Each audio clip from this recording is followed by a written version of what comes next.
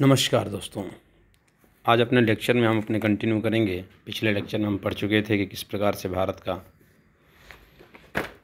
Physiography है world का, या ख़ासतौर पे भारत का हम देख चुके थे कि भारत की फिजियोग्राफी क्या क्या है। इसमें हमने बात किया था कि पेनिनसुलर ब्लॉक के बारे में बात किया था। अब हम बात करेंगे कि इसमें हमारा सेकंड टॉपिक है कि हिमालय और उसके अदर पेनिनसुलर माउंटेन्स क्या है, कैसे हैं। जैसा कि आप देख पा रहे हैं स्क्रीन पे कि हिमालय और उसके साथ साथ जो पेनिनसुलर माउंटेन है, ये पेनिनसुलर ब्लॉक के कंपैरिजन में जो कि रिजिड था, स्टेबल था, उसके इस कंपैरिजन में हम बात करें तो ये यंग है, वीक है और फ्लेक्सिबल नेचर का है। कौन? तो हिमालय और उसके साथ साथ जो पेनिनसुलर माउंटेन है।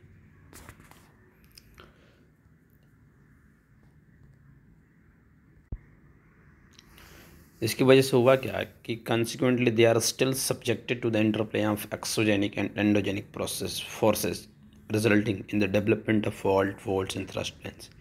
कह रहा है कि यही कारण है कि आज भी क्या है, एक्सोजेनिक और एंडोजेनिक जो फोर्सेज हैं, इसके इंटरप्ले अर्थात अंतरक्रिया जिसको कहते हैं, इंटरेक्शन के परिणाम स्वरूप कंसिक्वेंटली ये क्या, इसमें धीरे धीरे आज भी हमारा फॉल्ट्स और थ्रस्ट देखने को मिलता है। फिर अगर ये जो माउंटेन्स हैं, this mountains are tectonic in origin.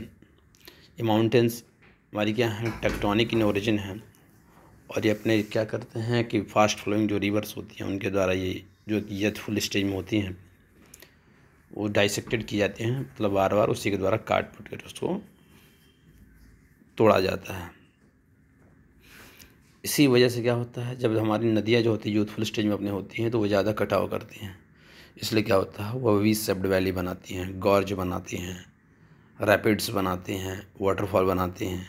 ये क्या है, इस स्टेज की कुछ हमारी क्या है, आप कहें कि साइन है, सिम्टम है, दिखता है क्या कि जब नदियाँ अपनी यूथफुल स्टेज में होती हैं तो इस प्रकार के शेप्स को बनाती हैं, जिसे वी शेप्ड वैलीज कहते हैं, गॉर्ज कहते हैं। गॉर्ज को आप देख सकते हैं फिगर में, जहाँ दोनों तरफ से खड़े ढाल वाले हाई स्टीप्स देखने को मिलते हैं, स्लोप्स देखने को मिलते हैं। और उसके बाद से क्या होता है, सीधे सीधे नदियाँ वहाँ से निकलती हैं, काट देती हैं, काट करके नीचे बहती हैं तो गॉर्ज बनाती हैं। ठीक है, दोनों तरफ खड़े ढाल वाले, और यहाँ पर बीच में एक हमारा क्या होता है, वैली शेप्ड बन जाता है, जगह बन जाए जहाँ से नदियाँ प्रवाहित होती हैं, फ्लो होती हैं। अब हम बात करेंगे कि इंडो गंगा ब्रह्मपुत्र प्लेन, जो भारतीय जो गंगा और ब्रह्मपुत्र का प्लेन है वो किस प्रकार से हुआ। तो ये कह रहा है कि जैसे जैसे जो third geological division of India comprises the plains formed by the river Indus, the Ganga and Brahmaputra.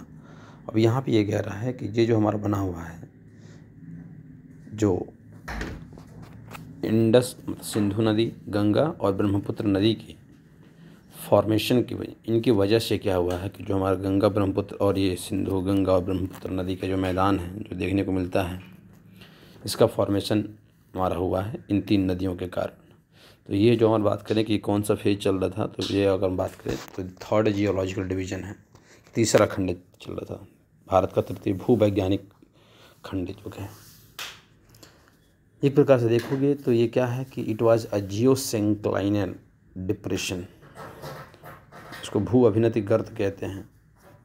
Geosyncline हमारा ये क्या था, डिप्रेशन था, क्योंकि धीरे धीरे अपनी अधिकतम जो डेवलपमेंट है वो पाया कब, विच attend the maximum development during the third phase of the Himalayan mountain formation approximate about 64 million years ago। मतलब कह रहा है कि 6.4 करोड़ वर्ष पहले जो हिमालय निर्माण की जो तृतीय चरण था उसमें जा करके third phase of Himalayan formation, उस टाइम ये क्या हुआ, अपना जो सिंक्लाइन था वो धीरे धीरे डिपॉजिट इसमें फिल होने लगे।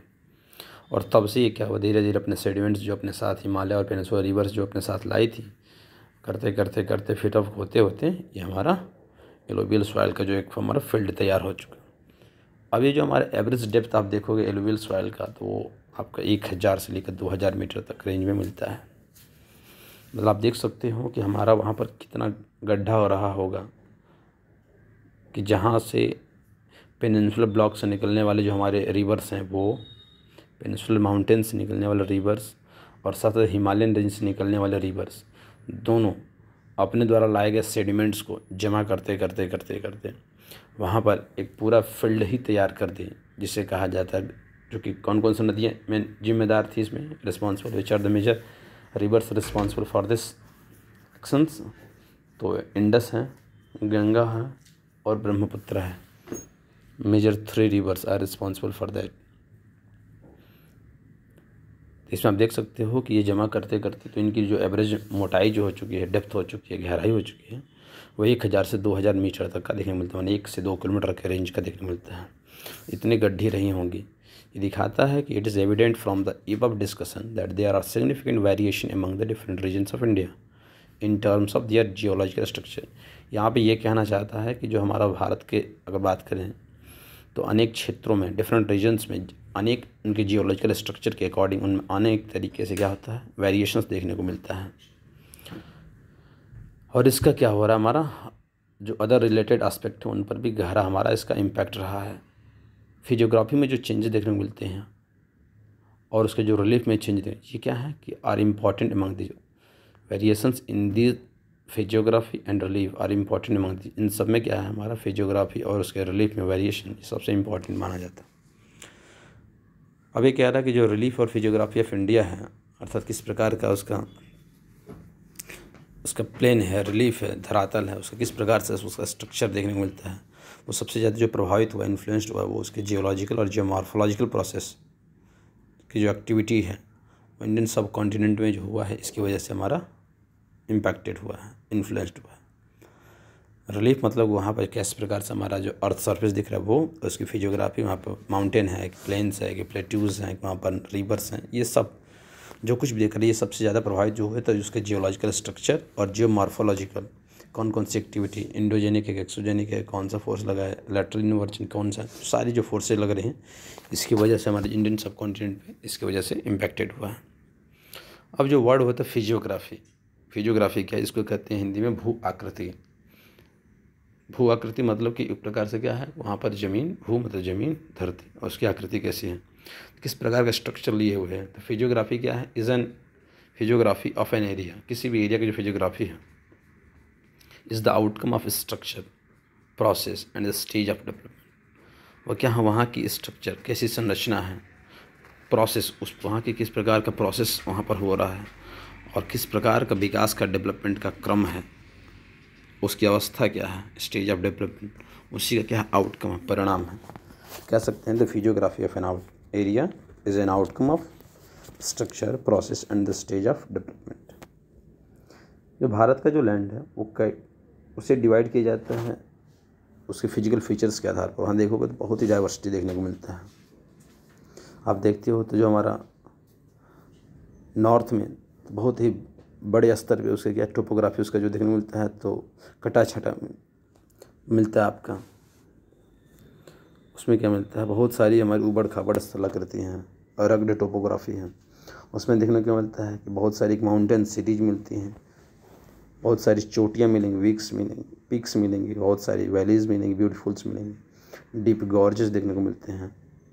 जबकि वहीं देखोगे आप साउथ का, तो साउथ वाला हिस्सा क्या है, consist of table land with highly dissected plateaus.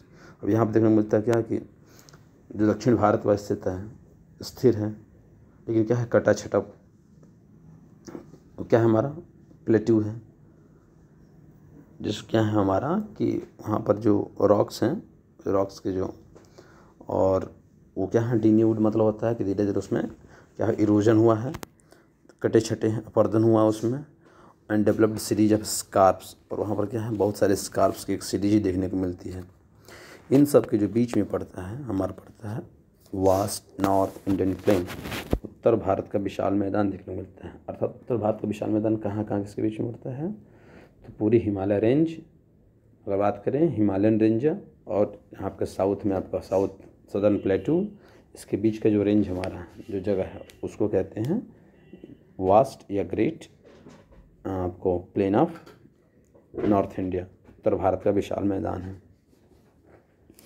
अगर हम इनकी बात करें कि मैक्रो वेरिएशंस के आधार पर, तो इंडिया को हम कुछ फिजियोग्राफी में डिवाइड कर सकते हैं, जैसा नॉर्दर्न और नॉर्थ ईस्टर्न माउंटेन, उत्तर का और पूर्वोत्तर का, उत्तरी एवं पूर्वोत्तर, उत्तर पूर्वी जो माउंटेन श्रृंखला है उनमें दूसरा बात करेंगे तो नॉर्दर्न प्लेन की बात करेंगे, जस्ट उसके नीचे वाला। तीसरे पे आ जाइए, आपको तो पेनिनसुलर प्लेटू देखने को मिलता है। वन ऊपर सबसे पहले नॉर्थ में आपको माउंटेन हिमालय रेंज मिल गया, वहाँ से लेकर के पूर्व उत्तर पूरे को चले जाइए, सेवन सिस्टर्स वाला है वहाँ तक पहुँच जाइए, तो नॉर्थ एंड नॉर्थ ईस्टर्न हो गया। दूसरे उसके नीचे इतना आपको मिलेगा नॉर्दर्न प्लेन मिल जाएगा, उत्तर भारत का विशाल मैदान।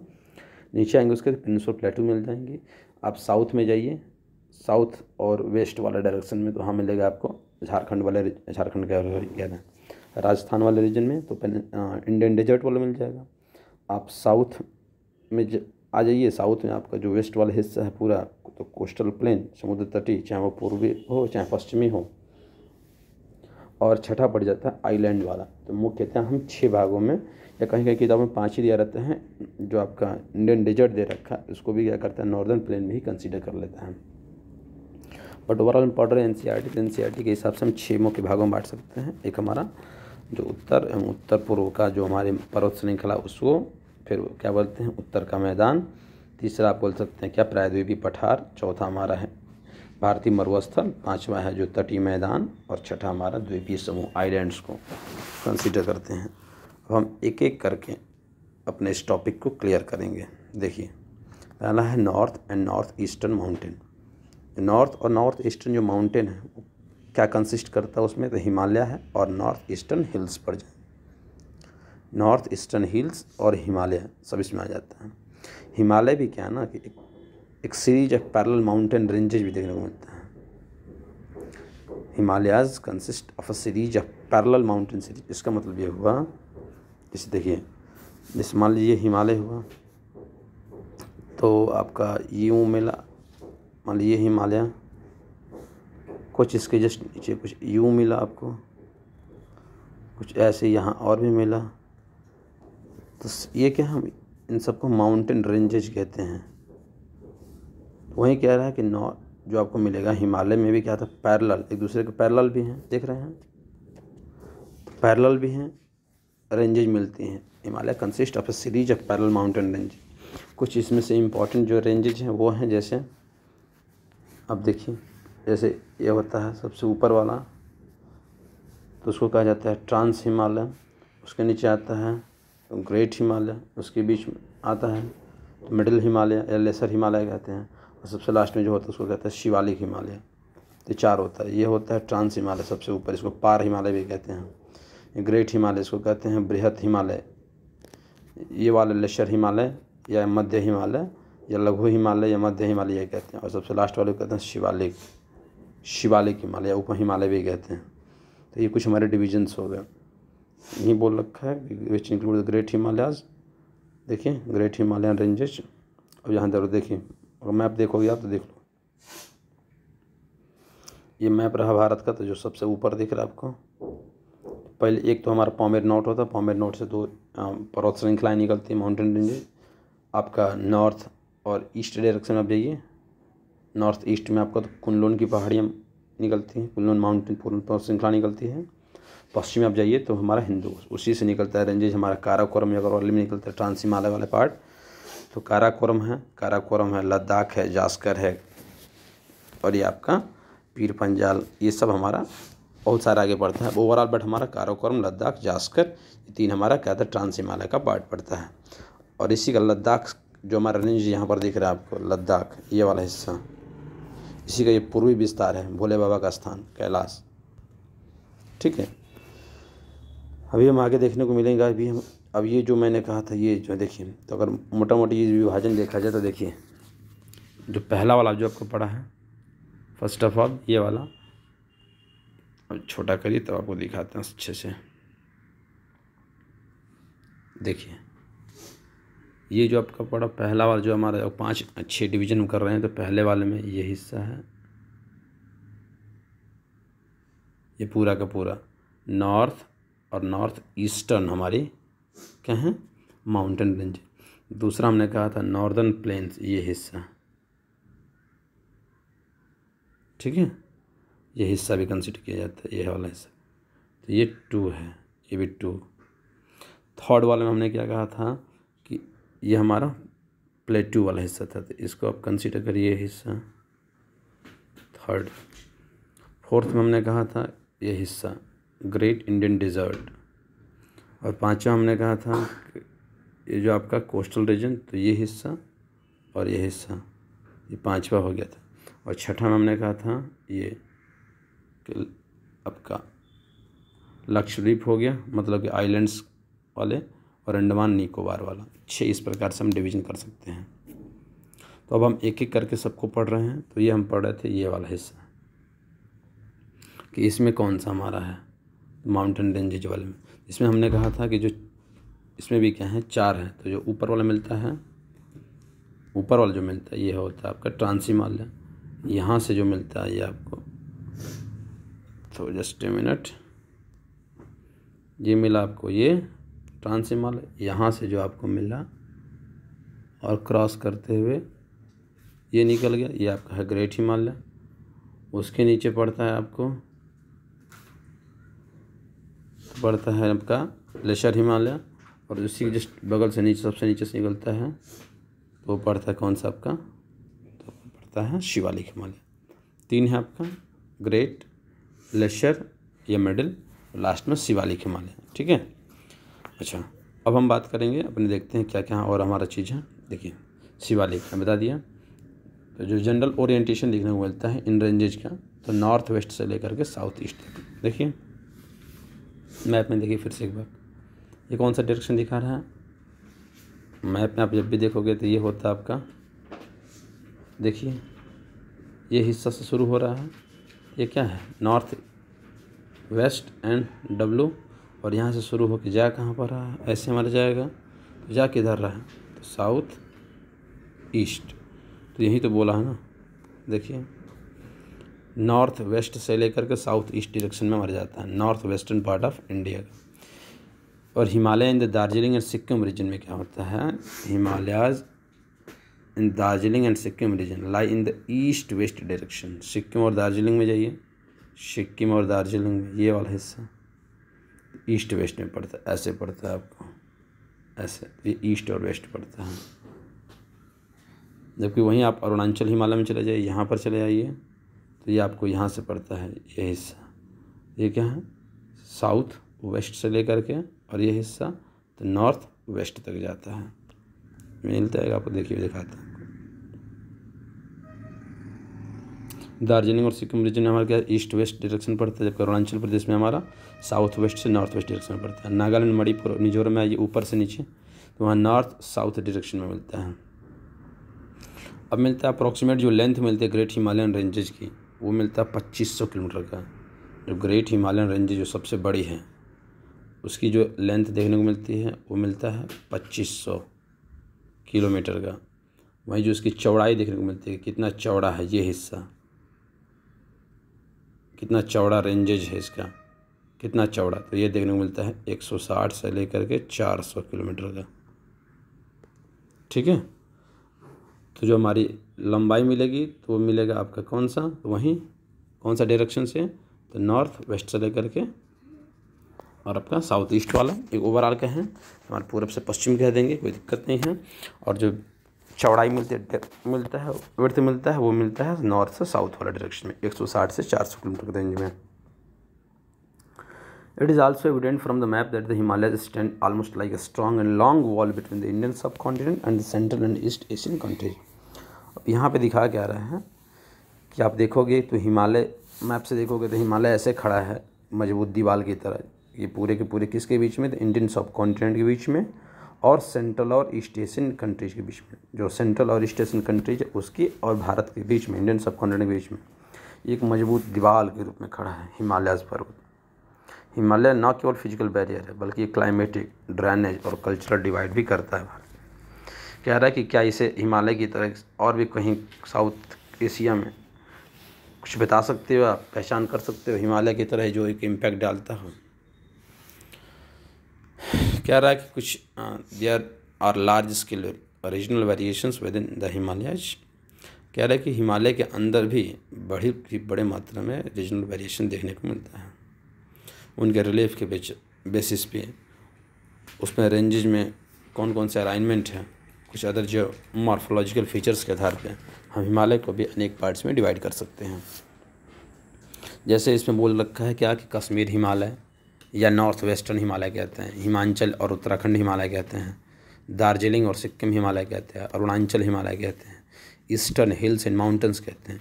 अब पूरे इस कह सकते हो कि हिमालय को भी हमने 5 पार्ट में डिवाइड करते हैं। पहला कश्मीर और नॉर्थ वेस्टर्न हिमालय, कश्मीर के बाद से पढ़ते हैं आगे तो हम हिमाचल और उत्तराखंड आ गया। उसके बाद से हम आते तो नेपाल वाला हिस्सा छोड़ दिया हमने। अब सीधे हम आते हैं दार्जिलिंग वाले इलाके में, मैंने पश्चिम बंगाल का ऊपरी हिस्सा और सिक्किम, दार्जिलिंग और सिक्किम हो गया। और चौथा हमारा अरुणाचल हिमालय हो गया और 5वां हमारा ईस्टर्न हिल्स, जिसमें कि पूर्वोत्तर की पहाड़ियाँ वो आ जाएंगी, नागा, मिजो, मणि, ये सब पहाड़ियाँ आ जाएंगे। अरुणाचल में सब पहाड़ी आ जाएंगे। अब हम एक एक करके सबको हम स्टडी करेंगे, ठीक है। तो सबसे पहले हम स्टडी करेंगे कश्मीर या नॉर्थ वेस्टर्न हिमालयाज़ की। जो कश्मीर हिमालय है इसमें कई हमारी सीरीज ऑफ रेंजेस देखने को मिलती है, जैसे हमारा काराकोरम मिलेगा, लद्दाख मिलेगा, जास्कर मिलेगा, पीर पंजाल मिलेगा। ये कश्मीर हिमालय या नॉर्थ वेस्टर्न हिमालय की सीरीज है। जो north eastern part of Kashmir है, कश्मीर हिमालय जो है उसका नॉर्थ ईस्टर्न पार्ट एक कोल्ड डेजर्ट है। और ये किसके किसके बीच पड़ता है, तो देखिए ये पड़ता है, मतलब आप लिखिए कोल्ड जो डेजर्ट है वो पड़ता है आपका किसके बीच में बेटा, तो ग्रेटर हिमालय और काराकोरम रेंज। मतलब हम कह सकते हैं ग्रेटर हिमालय और काराकोरम रेंज के बीच कौन सा पड़ रहा है हमारा, क्या पड़ रहा है बताइए, क्या पड़ रहा है। ये वहाँ से हैं कोल्ड डेजर्ट, शीत मरुस्थल, जिसे हम लेह लद्दाख वाला हिस्सा कहते हैं, वो यहीं के बीच में पड़ता है। अब कह रहा है कि जो ग्रेट हिमालय और पीर पंजाल के बीच में हमारा कश्मीर वैली पड़ रही है, फेमस, ये बहुत बार क्वेश्चन पूछा जा चुका है कि Kashmir valley lies, Kashmir valley पड़ती है किसके किसके बीच में, तो आपका ग्रेट हिमालय और पीर पंजाल रेंज के बीच में पड़ता है। फिर हमारा जो वर्ल्ड फेमस डल लेक भी है, ये इसी के बीच में पड़ता है। कुछ इंपॉर्टेंट ग्लेशियर्स है साउथ एशिया के, जैसे कि बाल्टोरो हो, सियाचिन हो, ये सब भी इसी रीजन में पाए जाते हैं। कश्मीर हिमालय करीबा के लिए भी फेमस है, करीबा फॉर्मेशन के लिए, जो क्या होता है कि यूजफुल किसके लिए है, for the cultivation of saffron या जाफरान भी कहते हैं, लोकल वैरायटी ऑफ सैफ्रॉन जिसको जाफरान कहते हैं, हिंदी में केसर कहते हैं, इसके लिए फेमस है। तो करीबा वर्ड आता है, करीबा जो खेती होती है करीबा कहाँ पर होती है, तो ये होता है जम्मू कश्मीर वाले रीजन में, ठीक है। करीबा क्या होता है, करीबाज देखिए लिखा है, are the thick deposits of glacial clay and other materials embedded with the moraines. अब ये क्या कह रहा है कि मोरेन क्या होता है कि जो हिमानी निक्षेप होता है, अर्थात जो हमारे जो बर्फ़ होता है जमता है, उसके बाद से वो क्या करता है धीरे धीरे आगे मूव करता है, तो अपने साथ से छोटे छोटे पार्ट्स में वो करते करते जमा देता है, डिपॉजिट्स करते हैं, तो उसे मोरेन कह रहा है। अगर उसके साथ साथ कुछ हमारे ग्लेशियल क्ले, कुछ उसकी चिकनी मिट्टी वर उसका और कुछ अदर मटेरियल्स आपस में मिल करके क्या करते हैं डिपॉजिट हो जाते हैं, तो उससे मिल के बनता है हमारा करेबा। तो इसमें जो हमारी खेती की जाती है वो सैफ़रॉन की जाती है, लोकल लैंग्वेज उसका नाम है जाफरान, उसकी खेती की जाती है। अब क्या रहा है, इसमें कुछ इम्पॉर्टेंट पासेज भी हैं, गैप्स भी हैं, दर्रे भी हैं। जैसे मान लो कि जोजिला है तो ग्रेट हिमालय में पड़ता है, बनिहाल पीर पंजाल में पड़ता है, फोटूला जस्कर में पड़ता है, खारदुंगला ये लद्दाख रेंज में पड़ता है। तो इसे आप लिख लें, नोट कर लें क्या कि जोजिला ग्रेट हिमालय, जोजिला ग्रेट हिमालय, बनिहाल पीर पंजाल, फोटूला जास्कर, खारदुंगला व लद्दाख रेंज में। कुछ इंपॉर्टेंट फ्रेश लेक्स भी हैं, जैसे डल हैं, वुलर हैं, मतलब फ्रेश लेक मतलब ताज़े पानी की या जिसको मीठा पानी के हैं, डल और उलर हो गया। जबकि सॉल्ट वाटर जो लेक है, खारे पानी की जो जैसे पेंगोंग सो लेक है, पेंगोंग सो लेक है, जो कि आजकल अभी भी भारत और चाइना का भी स्टैंड ऑफ बना हुआ है, वहाँ पर 8 महीने करीब में हो गया और आज तक बना हुआ है, 9 महीने हो गए। तो आपका पेंगोंग से लेक हुआ, सोमोरेरी हो गया, ये क्या है इस रीजन में ही पाए जाते हैं। तो वो सॉल्ट वाटर लेक है और वो हमारा डल और उलर हमारा फ्रेश वाटर लेक है। ये रीजन जो हमारा हमेशा क्या होता है, रिवर जो इंडस है और इसकी सहायक नदियाँ जो ट्रिब्यूटरीज हैं, झेलम है, चेनाब है, इन सबसे क्या होता है हमेशा फुल रहता है, इसमें हमारी भाषा वाटर फ्लो करती रहती है। जो कश्मीर है और जो नॉर्थ वेस्टर्न हिमालयाज़ हैं, ये अपने सीनिक ब्यूटी मतलब कि खूबसूरती के लिए जानी जाती हैं। यहाँ पर बहुत ही बढ़िया हमारा दृश्यावली देखने को मिलता है, पिक्चर्स देखने को मिलते हैं, सुंदर मनभावन दृश्य जिसको देख करके बहुत सारे लोग देखने के लिए टूरिस्ट अट्रैक्ट होते हैं, एडवेंचर करने के लिए भी आते हैं लोग यहाँ पर। तो कह रहा है यहाँ पर कुछ ऐसे पिलग्रिमेज साइट्स भी हैं, जैसे कि वैष्णो देवी का मंदिर यहीं पर है, अमरनाथ के भी यहीं है, चरारत शरीफ का भी यहीं है, ये सब यहीं पर लोकेटेड हैं। और एक लार्ज नंबर ऑफ पिलग्रिम्स हर साल यहाँ पर विजिट करने यहाँ पर आते हैं। यहाँ तक कि जो श्रीनगर जो कैपिटल सिटी है यूनियन टेरेटरी आप जम्मू एंड कश्मीर का, वो भी क्या है यहाँ पर लोकेटेड है। किस नदी पे, किस तट पे है? तो on the bank of Jhelum river. Dal Lake जो है वो श्रीनगर में प्रेजेंट है, जो कि एक इंटरेस्टिंग फिजिकल फीचर लिए हुए हैं। डल लेक बता ही चुके हैं, डल और ओलर। झेलम जो है, Jhelum in the valley of Kashmir is still in the youth stage. अब यहाँ पे देख रहे हैं झेलम जो नदी है, देखिए यहाँ पे कह रहा है कि झेलम जो कि श्रीनगर में बहती है, जो कश्मीर की घाटी में से बहती है, वो अपने यूथफुल स्टेज में होने के बाद भी मिएंडर को फॉर्म कर, जो मिएंडर जो बनाती है वो आपका होता है जब मैच्योर एज में नदियाँ आ जाती हैं। तो a typical feature associated with the mature stage in the evolution of fluvial landfall, जो बनाती हैं तो वो हमारा क्या होता है, अधिकतर जो होता है अपनी यूथफुल स्टेज में नहीं बनाती। यूथफुल स्टेज में तो हमारा गॉर्ज बनाती है, वी शेप्ड वैली बनाती हैं, ये सब बनाती हैं। लेकिन यहाँ पर क्या कह रहा है कि ये जो हमारी झेलम है वो अपनी यूथफुल स्टेज में ही होने के बावजूद भी क्या करती है, मिएंडर्स बनाती है।